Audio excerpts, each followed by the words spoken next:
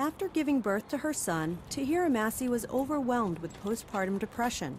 I would drive past like cemeteries. Like, this seems really grim, but I would, and I'd be like, well, maybe I'm better there, like where this would stop, like my sadness and feeling like everybody was pulling at me and I didn't know who I was. It's an illness that that affects up to 10 to 12% of new mothers, but is not yet well understood. And so any risk factors that we can help to understand to help better identify women with postpartum depression will help contribute to better clinical care for these women.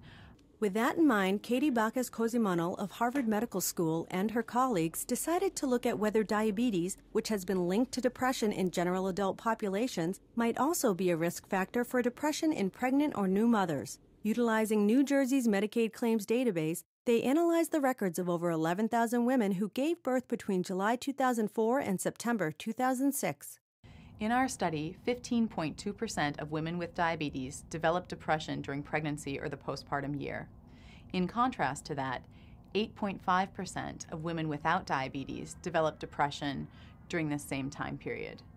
This represents a nearly twofold risk of developing depression during the perinatal period for women with diabetes. The study, appearing this week in JAMA, the Journal of the American Medical Association, also found that in women with no indication of depression prior to giving birth, again, those with diabetes had a greater chance of developing depression postpartum than those without. We don't know for sure if diabetes causes depression or depression causes diabetes in this population. What we know is that there is an association. Researchers hope linking these two illnesses will make it easier to identify women at risk and get them the care they need. Haley Weldon, the JAMA Report.